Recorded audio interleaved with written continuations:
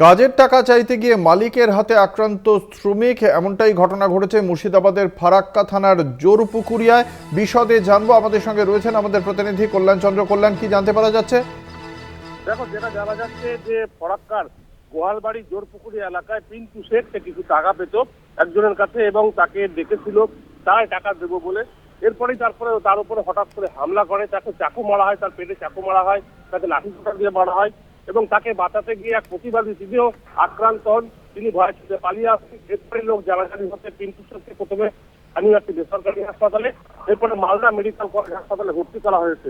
তো পরিবারের পক্ষ থেকে জানানো হয়েছে যে পিন্টু শেখ পরিযায়ী শ্রমিক, সে 4 মাস পরে এসেছিল এবং সে পাওনা টাকা তার মালিকের কাছে চাইতে গিয়েছিল এবং তাকেই ফোন করে ডেকেছিল ওই মালিক পক্ষ কর্তৃপক্ষ এবং তারপরে হামলা হয় বলে অভিযোগ। এবং যারা হামলাকারী তাদেরকে তারা পরিচিত বলে পিন্টু শেখ পরিবারকে জানিয়েছে।